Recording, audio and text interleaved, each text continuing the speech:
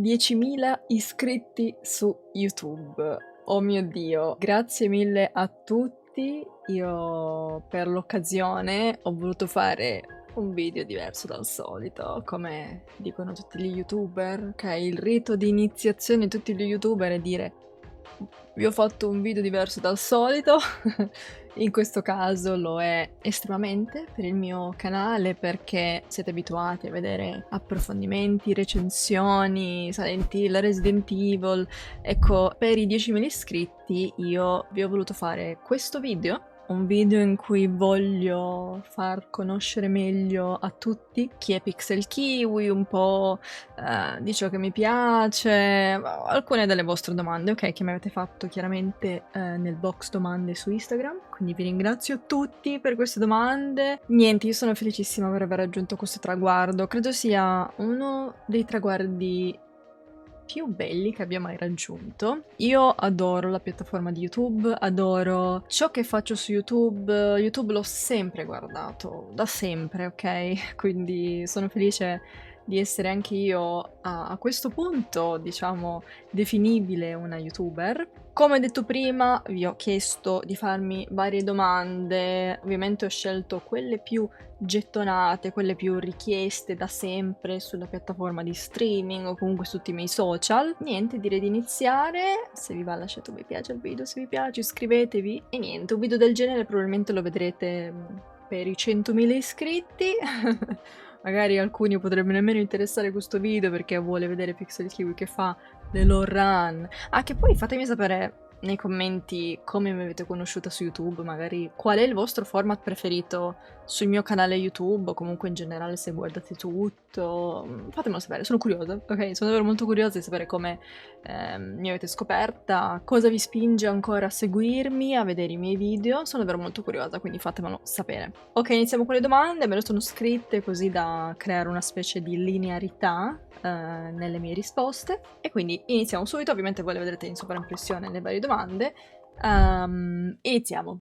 Come ti sei avvicinato ai videogiochi, in particolare agli horror? Quando è nata la tua passione per gli horror e il tuo primo spavento? Allora, nasce dalla mia famiglia, in particolare mio padre acquistò per la prima volta una console per far giocare me e mio fratello. Ho un fratello più piccolo, per chi non lo sapesse, di 1 anno. E quindi niente, ci comprò per la prima volta questa console, era una PlayStation 2, la mia console preferita ancora attualmente, e vari giochi. Io ricordo molto bene Resident Evil 4, The Sims, vabbè, in particolare Resident Evil 4 è quello che è diventato poi il mio videogioco preferito. Io ricordo che da piccoli io e mio fratello non potevamo giocare a Resident Evil 4. Infatti Resident Evil 4 l'aveva comprato più mio padre per giocarselo da sé, però mi ricordo che mio fratello eravamo ovviamente curiosi, quindi c'era mio padre che giocava alla PlayStation 2 e io e mio fratello invece che guardavamo, però eravamo spaventatissimi, infatti guardavamo tipo da sotto il calcetto, avevamo un calcetto nella stanza. Eravamo spaventatissimi di questo gioco. Il mio primo grande spavento, io credo di aver sviluppato una specie di fobia grazie a causa di Resident Evil 4 per le motoseghe, perché in Resident Evil 4 c'è un uomo con la motosega che ti insegue e a me faceva strapaura. E ancora ad oggi mi fa paura, ok, quando ci sono dei nemici negli horror che urlano, o comunque il suono della motosega mi fa sempre un po' rizzare il pelo, ecco, fa molto paura. Quindi grazie a mio padre per la PlayStation 2 e tutti i vari giochi, e poi anche grazie a mia mamma mi sono avvicinata a questo mondo perché lei è da sempre una grande appassionata dei film horror. Infatti lei, immagino da quando è in vita, guarda film horror. E ricordo che da piccola, sempre a me e mio fratello, lei faceva vedere film di Resident Evil, i film di Silent Hill, tipo Monster House. Quindi diciamo che appunto grazie alla mia famiglia ho cominciato a sviluppare questa passione per i videogiochi e per l'horror. E niente, io ho continuato poi per la mia adolescenza a giocare a questi videogiochi e sono qui. Origine del mio nickname. Allora, Pixel Kiwi. Come nasce il mio nickname Pixel Kiwi? Allora, inizialmente il mio primo nickname su internet era Ewika, scritto E-W-I-K-A. Il mio nome vero è Erika, non mi piace essere chiamata Erika online, però non mi chiamate Erika, per favore. E quindi avevo diciamo, estratto dal mio nome vero questo Ewika, ispirata da Emiru, ok? Che è una delle mie grandi ispirazioni, quindi un po' per copiarla, diciamo, ho estratto questo nome, però poi, non lo so, quando poi dovevo decidere un nickname per Instagram, per Twitch, volevo qualcosa che riuscisse a rappresentare al massimo quello che io volevo portare sui vari social. Quindi, allora, Pixel in realtà semplicemente pixel, sono i pixel dei videogiochi, dei televisori, ok? Non c'è nient'altro dietro. Kiwi invece è sempre un qualcosa estratto dal mio nome, in particolare la K di Kiwi è la stessa K del mio vero nome Erika, io adoro la lettera K, quindi K, Ewi è l'abbreviazione di Ewika, il mio vecchio nickname, e poi la E finale di Kiwi invece è la mia iniziale del nome vero, quindi questo è, diciamo, come ho creato il mio nickname.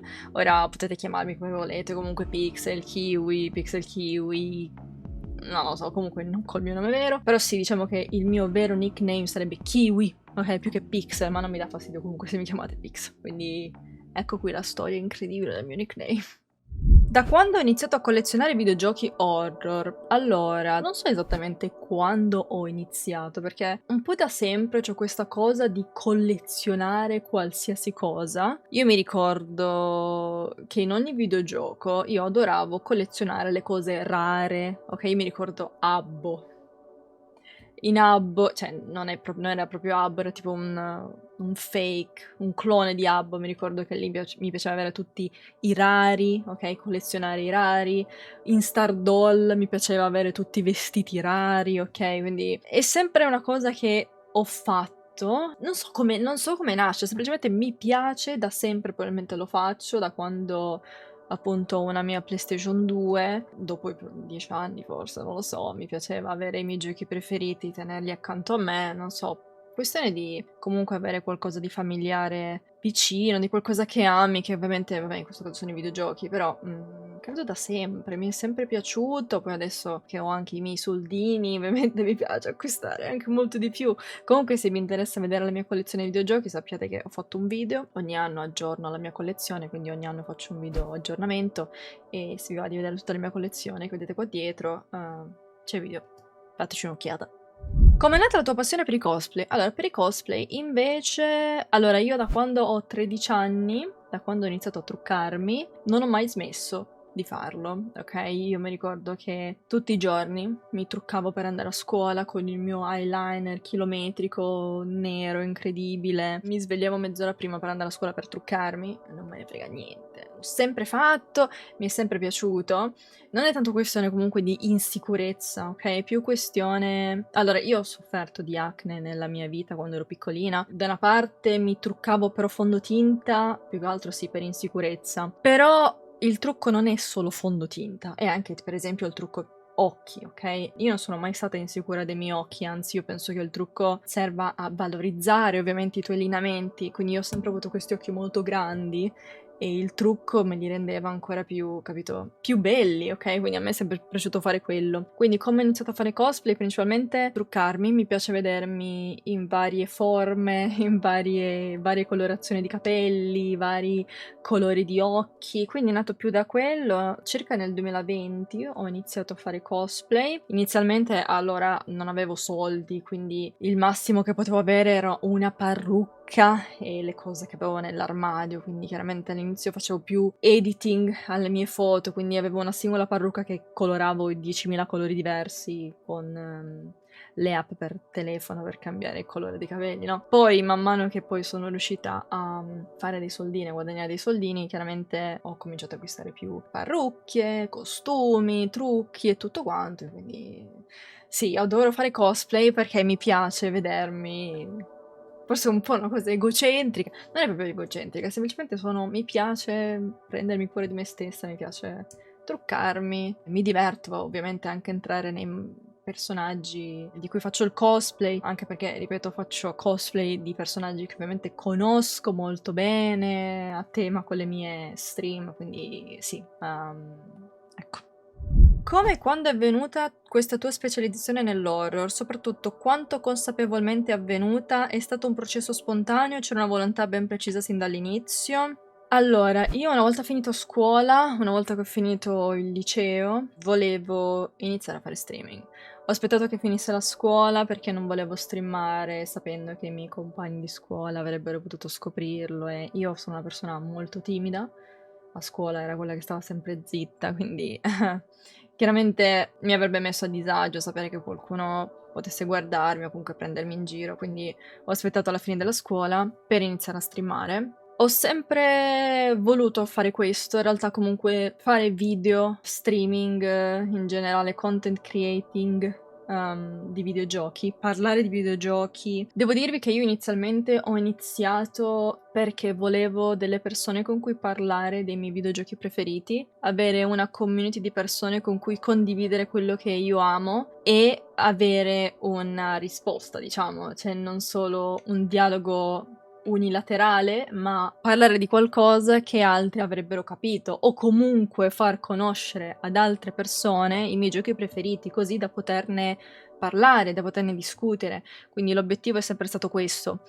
Poi non vi nego che il mio obiettivo è comunque sempre stato quello di renderlo un lavoro. Attualmente ci sto riuscendo, comunque è la mia entrata principale, è definibile il mio lavoro, ok? E ne sono felicissima. Quindi per rispondere alla domanda, sì, è stato volontario ovviamente. E poi un'altra domanda collegata, come hai iniziato la tua carriera, o meglio cosa ti hai spinto e cosa ti spinge a fare quello che fai? Chiaramente avere persone che mi seguono, poter continuare a parlare dei miei giochi preferiti, che è la cosa che adoro di più. Io i videogiochi sono la mia vita, non... So che questa cosa probabilmente la dicono tutti, però ci sono sempre stati nei periodi in cui stavo giù o in cui non avevo nessuno. I videogiochi ci sono sempre stati per me e non credo scambierei i videogiochi per nulla al mondo, ecco, sono al 100% sicura di questo, ecco.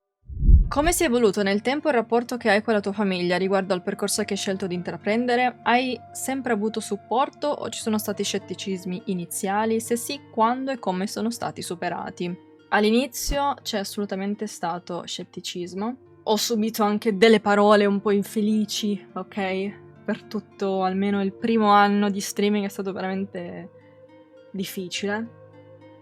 Però da un certo punto di vista io riesco... Scusate, mi fa emozionare perché io quando vabbè, mi viene sempre da piangere. Scusatemi, comunque non sono triste. Perché comunque io capisco il punto di vista di mia mamma nel comunque volere una sicurezza nei miei confronti, cioè nella mia vita, che io avessi delle sicurezze. Però io sono molto testarda, io voglio fare quello che voglio fare io ed è sempre stato così, lo sa benissimo. E io sono anche una persona che ottiene quello che vuole, quindi la mia testardaggine, capito, mi ha sempre indirizzato su questo, su fare questo. Quindi sì, inizialmente mia mamma...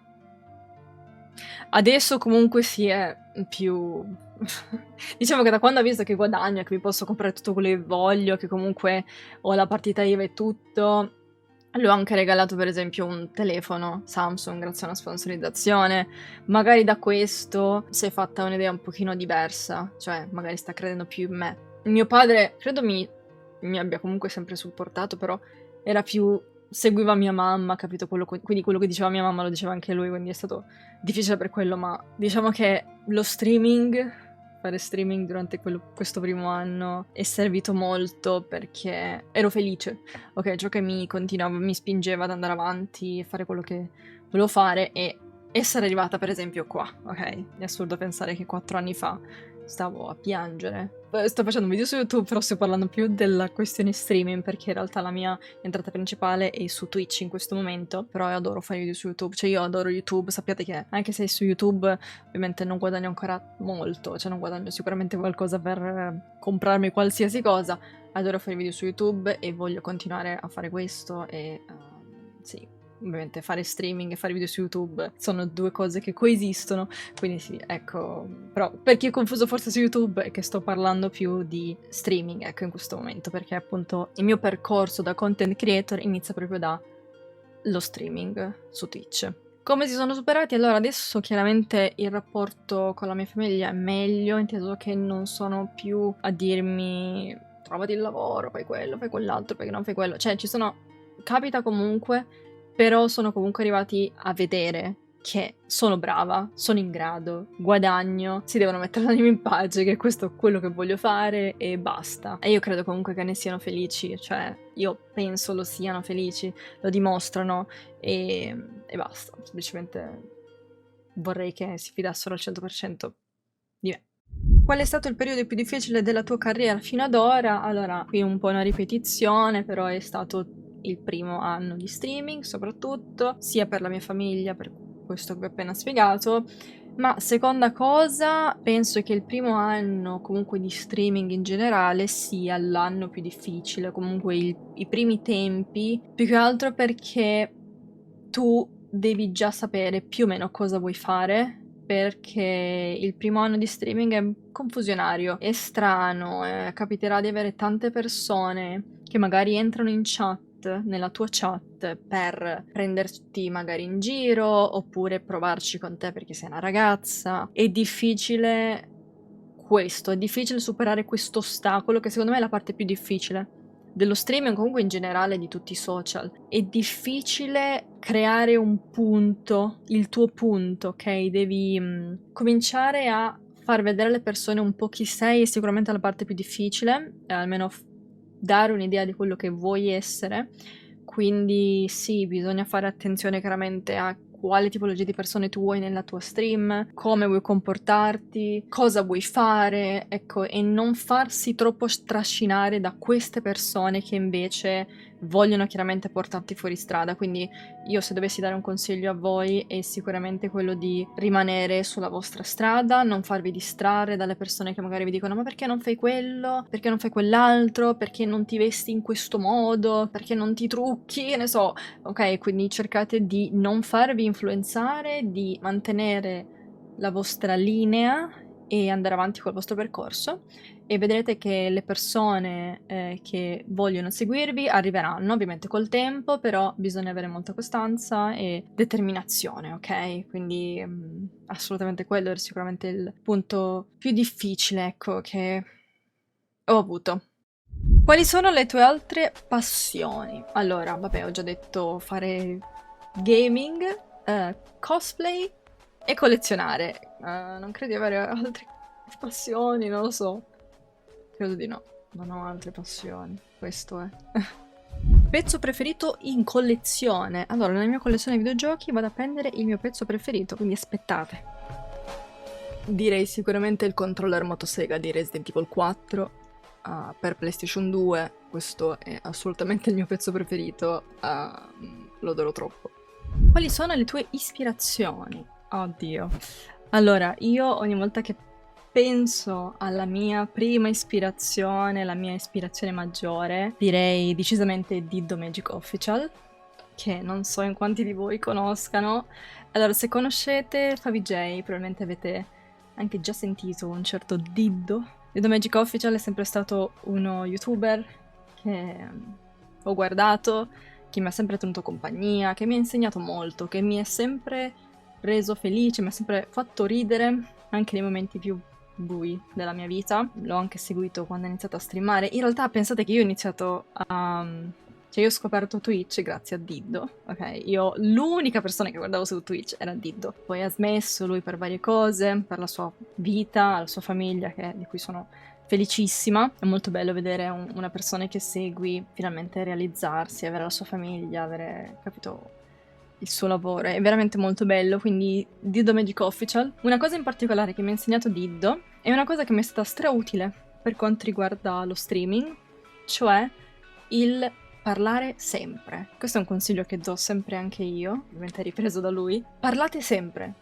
Se voi fate streaming, non dovete aspettare che arrivi qualcuno in chat per dire qualcosa, voi dovete parlare. Sempre, qualsiasi cosa che voi state guardando sul vostro schermo, vi passi per la mente, dovete dirlo. Ok, avete zero spect?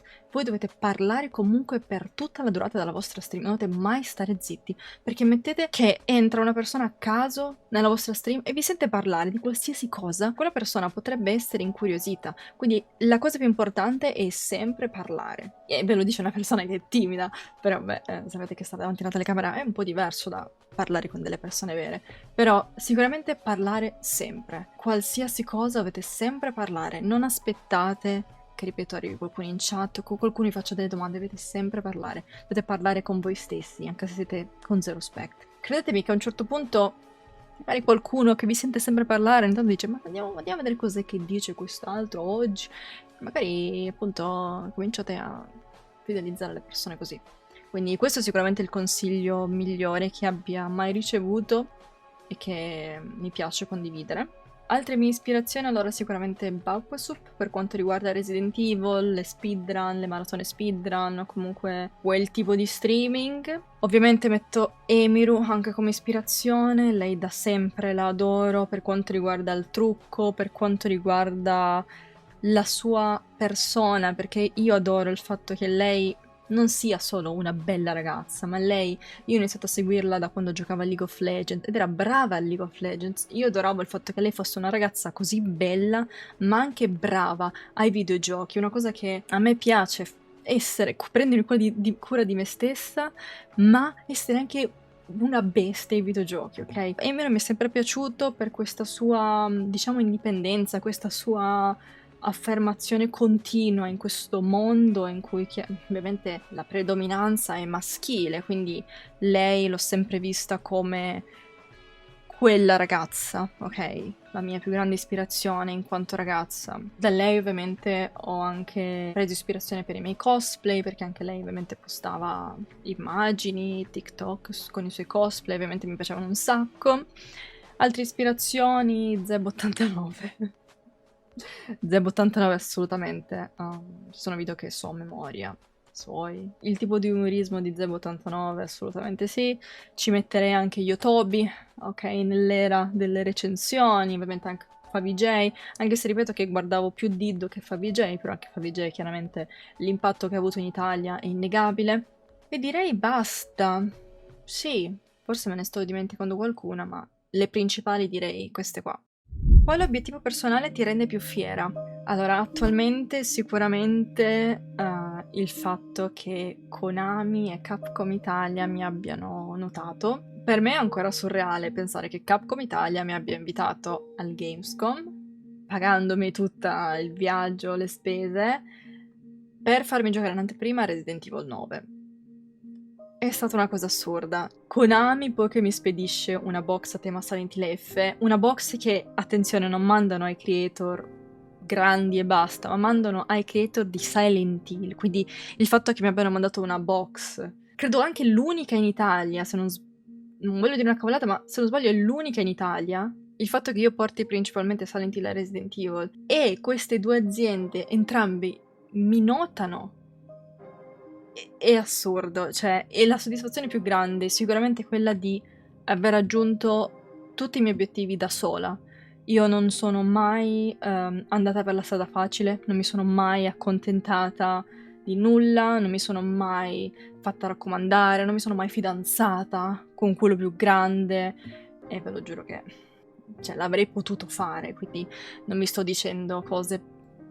Cioè, ripeto, queste cose le avrei potuto fare, ok? Sarei potuta essere raccomandata, sarei potuta ottenere tutte le cose facilmente, grazie ad altri, ma la mia soddisfazione più grande è il fatto che sono riuscita a farle da sola, ok? Portando giochi di nicchia, che vabbè adesso ci sono tutti i remake e tutto quanto, però quando ho iniziato io, 2021, vabbè Resident Evil c'erano già i remake, però tipo di Silent Hill, no. Quindi la mia soddisfazione più grande è sicuramente aver raggiunto tutti i miei obiettivi da sola, e in particolare ovviamente Capcom e Konami che mi hanno notato, io sono onoratissima e è ancora assurdo per me, ecco. Quale lato del tuo carattere non sopporti? Allora, intanto io punto sempre a migliorare me stessa.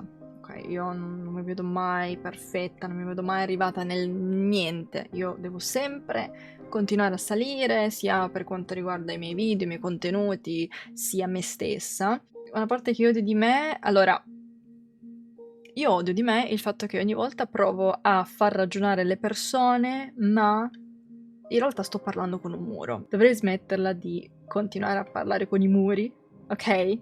Però questa cosa del pensare che non possono essere le persone così idiote, non puoi aver detto una cosa così idiota, ok? Forse, no, non volevi veramente dire quello, invece parlo con un muro, quindi dovrei smetterla ogni tanto di semplicemente rispondere, ignorare più le idiozie. Un'altra cosa che magari potrei cambiare, non penso dico che odio di me, però potrei sicuramente cambiare il fatto che ogni tanto sono un po' impulsiva, ogni tanto, soprattutto quando mi arrabbio, dico delle cose magari un po' che magari non tutte le persone fanno piacere, cioè non insulto mai, però diciamo che quando sono infastidita sono un po' impulsiva, quindi cambierei quello, anche perché non mi piace, poi in realtà ogni volta quando ci ripenso a certe cose che dico, magari potevo non dirla, però chiaramente in stream, cioè soprattutto in stream ovviamente succede questa cosa perché su YouTube si possono editare i video, ovviamente eccetera eccetera, però su Twitch chiaramente certe cose magari non lo fai neanche con cattiveria, però ripeto, quando sei infastidito, robe così, le persone possono fraintendere o comunque ci possono rimanere male, assolutamente quello mi dispiace quando mi capita, quindi sì, direi questo. Senti che c'è qualcosa che potevi fare meglio. Allora, a me non piace mai pensare al passato, non penso mai a oddio, quella cosa potevo farla così, potevo non fare quello, perché io ho quest'idea, cioè quella di pensare al fatto che in quel momento ho fatto questo e perché io in quel momento mi sentivo di fare questo. Quindi punto, non devo sentirmi in colpa per il fatto che mi sono sentita di dire o fare questa determinata cosa qui, perché ne avevo bisogno, ne sentivo il bisogno, eccetera, eccetera. Quindi diciamo che avendo questa mentalità non c'è niente di cui mi pento, qualcosa che potevo fare meglio. Diciamo che è anche un po' inutile forse ripensare a qualcosa che hai fatto, perché ormai è stata fatta, quindi non ci puoi fare molto. Diciamo che ovviamente fino a quando non è una cosa controversa, non ci dai troppo peso chiaramente, ma non mi è capitato mai di essere troppo controversa o fare cose strane, ecco, quindi no, direi no, non c'è niente che potevo fare meglio, anche perché se c'è qualcosa che devo fare meglio è un qualcosa che farò meglio in futuro e non mi va di pensare al passato, ecco, quindi sì. Ti saresti mai aspettata di raggiungere questi traguardi sia su YouTube che su Twitch? Io penso in generale comunque su tutti i social, cioè più che su Twitch e YouTube io direi su tutti i social, perché comunque tutti i miei social sono veramente in crescita costante. Mi sarei mai aspettato tutto questo? Allora, io devo dirvi la verità, quando ho iniziato a streamare io mi vedevo già in alto, ok? Però non voglio far passare questa cosa come falsa o finta. Non so come spiegarlo, più non so se è manifestazione, non lo so, però secondo me se tu vuoi fare qualcosa è giusto vederti già arrivato in qualche modo, già vederti in alto, diciamo. Quindi io ho iniziato in realtà molto determinata, convinta del fatto che ce l'avrei fatta, devo essere sincera, ero molto convinta perché ho iniziato a fare qualcosa che su Twitch Italia non vedevo fare ed ero anche molto sicura di quello che ero e quello che potevo raccontare, quello che potevo mostrare di me, però c'è da dire che, allora, ovviamente tra vederti arrivata e effettivamente essere sulla strada in salita è una cosa diversa. Quindi non so come spiegarlo, però quando ho iniziato io già mi vedevo in alto. Però, se adesso comunque ci penso, è davvero assurdo. Cioè, sono dei traguardi molto grandi che in un certo senso non mi aspettavo. Non so come spiegare questa cosa. Forse qualcuno ha capito cosa voglio intendere, però magari tu dici io domani vincerò la gara. Però dici stai pensando. Poi il giorno dopo quando la vinci, ok, dici ok ragazzi, ma io lo sapevo che l'avrei vinta, però capito, il fatto che tu l'hai vinta è una cosa diversa dal pensare di essere sicuro di vincerla, ok? Cioè, poi quando la vinci è tutta un'altra felicità, è tutta un'altra cosa, quindi ecco, questo è come mi sento e mi sentivo. Quindi ero molto convinta di me stessa, e lo sono ancora, credo molto in me stessa, in quello che faccio e nei miei contenuti, però comunque è comunque assurdo pensare che così tante persone mi seguono, mi piacciono i miei contenuti e queste cose qui, ok? È ancora assurdo e spero ancora che continueremo a salire, a crescere, e chiaramente non ci si può mai fermare, ecco, su queste cose. Cosa ti ha spinto a fare video sul tubo? Ovviamente in quanto content creator bisogna ovviamente utilizzare tutti i social, quindi tutti i miei social, per chi non sapesse sono Twitch, YouTube, Twitter, TikTok, Instagram, non ho altri social. YouTube ovviamente l'ho iniziato a fare perché è necessario avere la gestione di tutti i social in quanto content creator, però in particolare io ho sempre adorato la piattaforma di YouTube e il mio social preferito, YouTube. Quello che faccio io su YouTube sono più video approfondimenti, più video recensioni, video più chiaramente scritti, con delle ricerche, un copione, editati, quindi è totalmente diverso da quello che faccio su Twitch. Adoro fare entrambe le cose, ma in particolare su YouTube io adoro la tranquillità, adoro il mettermi da sola davanti alla fotocamera, fare più riprese, fare le ricerche. Io adoro fare le ricerche sui videogiochi, su magari un qualche mistero, qualche segreto. Adoro fare queste cose, adoro mettermi al computer e scrivere le mie recensioni, e scrivere tutto quello che voglio fare, i copioni, e poi fare le video su YouTube. Io adoro fare questa cosa, adoro la pace che c'è su YouTube. Non so, è proprio un ambiente che adoro. Poi ripeto, io ho sempre guardato YouTuber. Io ricordo che da piccola mi viene in mente adesso che io guardavo un sacco, per esempio, parliamo di videogiochi, guardavo Creepy Games, ok? Quindi i miei video su YouTube sono ispirati anche molto da quello, oppure che ne so, guardavo molto i miti e misteri di GTA San Andreas. Non GTA San Andreas in sé, ma i miti del gioco. Quindi ecco, io su YouTube amo fare questo, parlare non per forza dell'interità, dell'interezza, non so perché sono fissata di interità, interezza di un gioco, ma le cose più nascoste, far scoprire le cose alle persone. Poi a me è sempre piaciuto fare un po' la maestra. Io quando studiavo a scuola facevo finta di essere una maestra, una professora e spiegavo a nessuno. Però è una cosa che ho ripreso ancora ad oggi, quindi a me piace molto fare un po' la maestra, chiaramente non in senso superiore, ma in senso di far conoscere a tutti, di condividere le mie passioni, le mie scoperte, ecco, quindi in quel senso chiaramente. Quindi su YouTube io adoro fare questo, e sicuramente la mia parte preferita, io YouTube lo adoro perché sono qui a parlarvi davanti a una fotocamera. Quindi sì, questo è il motivo per il quale mi faccio fare i video su YouTube. Chi è tra le persone che conosce che è sempre con te? Che è sempre con me? Sicuramente i miei amici.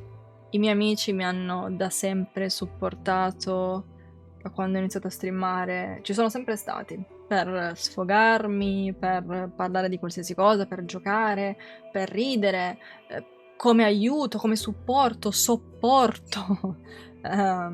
Quindi sì, per tutto, sicuramente loro ci sono sempre stati. Metterei in secondo posto comunque la mia famiglia, nonostante inizialmente, la mia famiglia inizialmente, mia mamma, ripeto, in particolare non è che c'è sempre, però io sono comunque convinta che la mia famiglia ovviamente mi supporta, mi vuole bene, non mi odia, ok? Però i miei amici sono sicuramente al primo posto, ci sono sempre stati.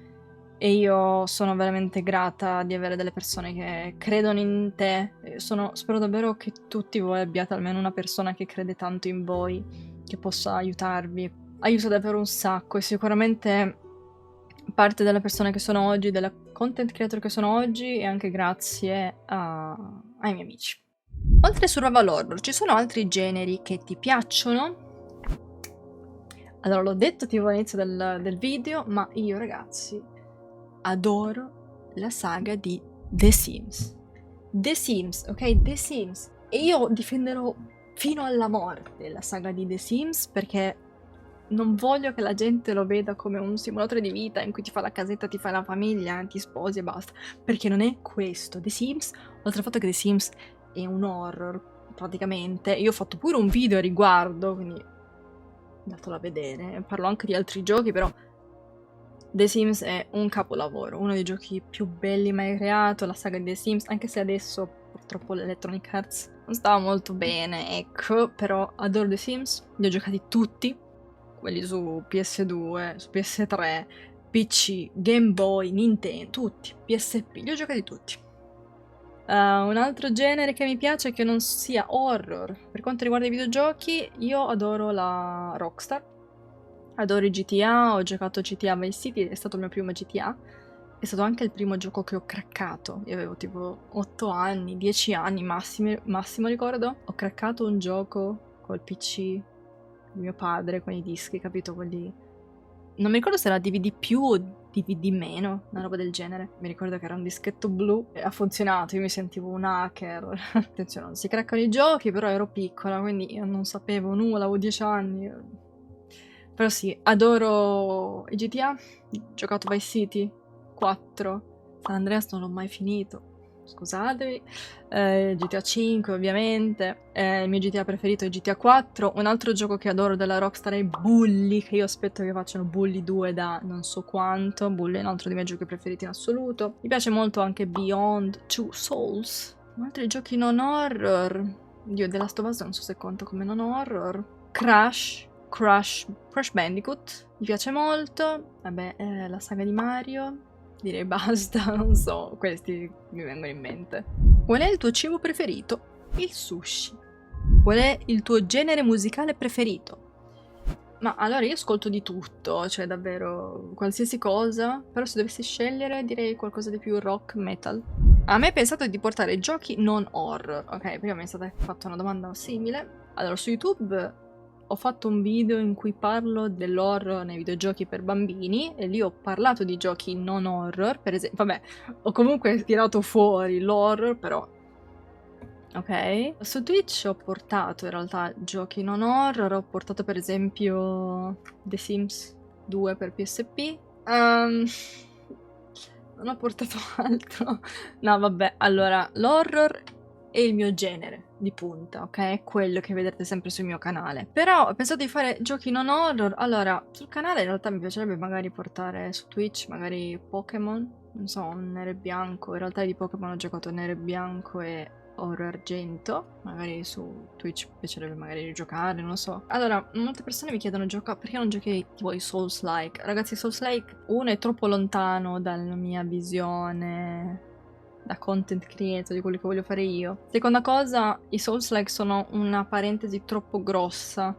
E io, ragazzi, quando comincio a giocare un videogioco, che poi magari mi piace pure, devo sapere tutto. Ok, e già sono ossessionata molto, ecco, con Silent Hill e Resident Evil, che devo sapere tutto, devo continuare a sapere qualsiasi cosa, quindi non voglio entrare in qualcosa più grande di me, ok? Perché anche dei Souls-like probabilmente diventerei un'altra Sabaku, ok? Non ce n'è bisogno, giusto? Quindi sì, continuare a fare horror e basta. Con questo non voglio dire che ma se c'è lui non puoi farlo tu. No, però diciamo che come content creator mi piace avere una linea editoriale precisa, ecco. Poi vabbè, su Twitch chiaramente se vuole giocare qualcosa che non sia un horror, solitamente lo faccio, però vabbè, in linea generale chiaramente rimango sull'horror, ok? Quanto è difficile uscire dallo stigma delle ragazze non sanno giocare ai videogiochi? Allora, questa domanda particolare perché io, ragazzi, in quanto ragazza che gioca ai videogiochi, non mi sono mai sentita inferiore a nessuno. Non mi sono mai sentita inferiore ad un uomo. Anzi, io ho sempre giocato per essere brava ai videogiochi, per conoscerli bene, tutto quanto. Sono anche molto competitiva, quindi forse sui canali social siamo un po' abituati a vedere magari lo stereotipo della ragazza gamer, che però è più un qualcosa di confezionato, diciamo, più che la vera gamer. Ora, ovviamente tra virgolette, perché non mi piace dire vera gamer. E quindi magari, appunto, vedendo queste confezionature delle persone si fanno un'idea delle ragazze che giocano ai videogiochi strana, una visione come se fossimo false, come se giocassimo ai videogiochi per piacere ai maschi, ma vi confermo al 100% che non è assolutamente mai stato il mio obiettivo. Io ho sempre voluto giocare ai videogiochi per essere brava. Tutti i videogiochi che ho sempre toccato, soprattutto se competitivi, li giocavo per essere brava, non per dimostrare nulla a nessuno, ma a me stessa. Me stessa, ok? Io mi devo sentire brava in un videogioco, mi devo sentire di conoscere quanto devo di un videogioco, quindi sì. Non lo so, lo stigma delle ragazze che non sanno giocare ai videogiochi. Allora, io sulla mia pelle non l'ho mai sentito, non mi sono mai sentita inferiore, non mi sono mai sentita toccata da una persona che mi dice ma sei una ragazza, sei scarsa. Non mi ha mai toccato, mai, perché ripeto, io so di essere brava in un videogioco quando lo sento io. Quindi nel momento in cui io so di essere brava in un videogioco non mi interessa nulla se quello mi dice non sei brava, perché comunque io dimostro di essere brava, non lo dico a parole. Quindi mi avete visto, chi mi segue su Twitch, con tutte le mie challenge, le speedrun che ho fatto, ovviamente anche su YouTube le ho ricaricate. Mi piace essere brava per me stessa.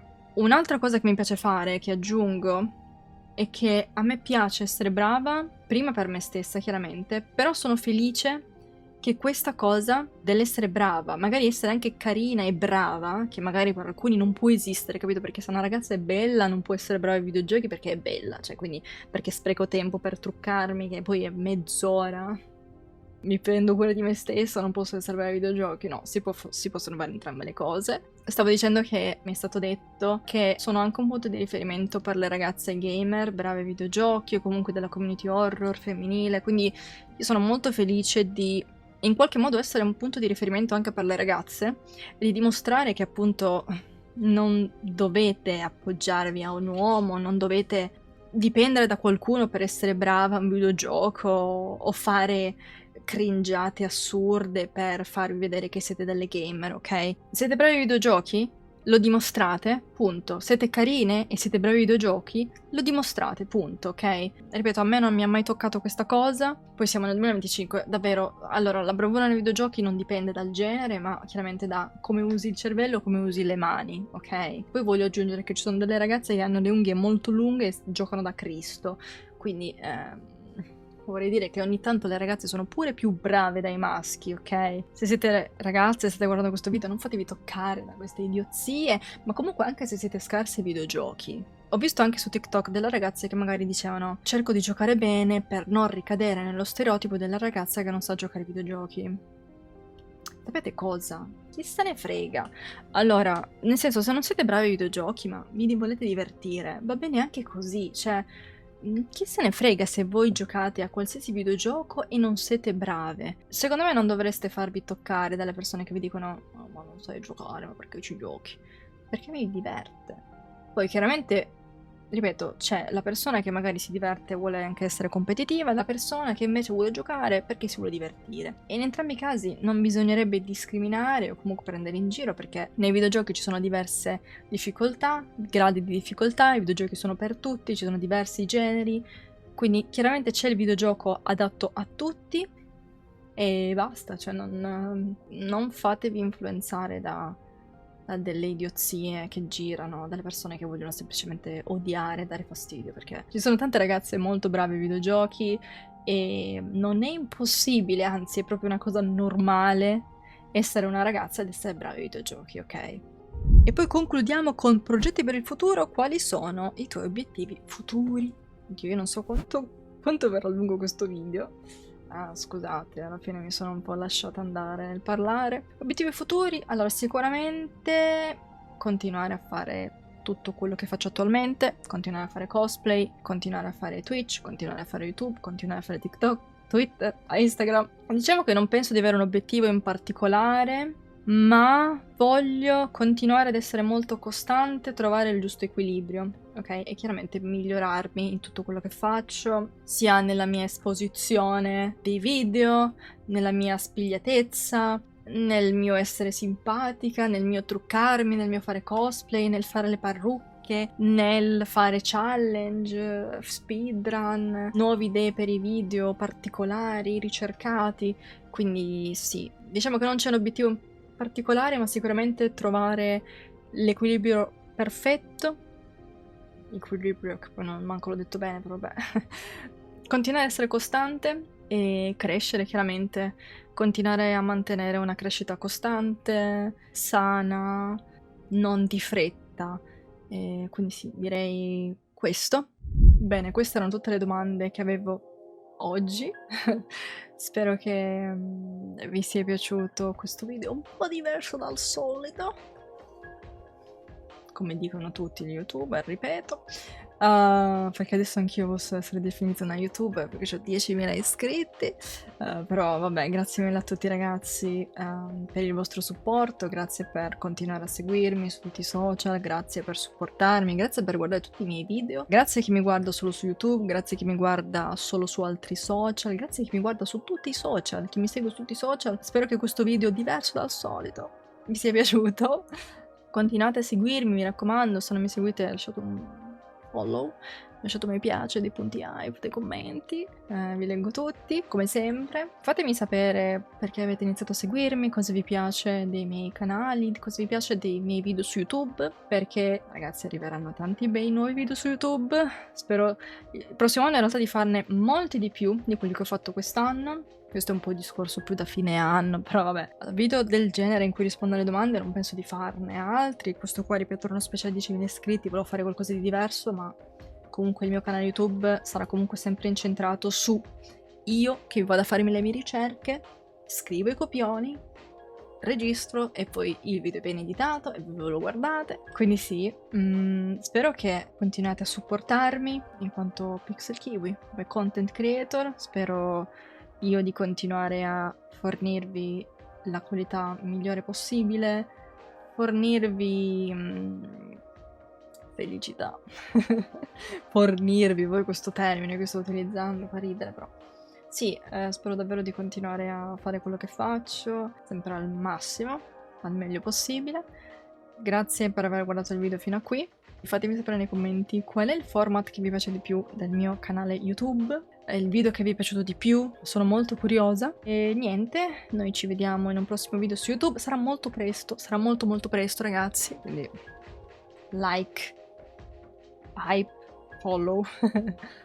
Devo dirlo spesso perché ormai sono una youtuber ragazzi, like, follow, hype, ricondividete il video.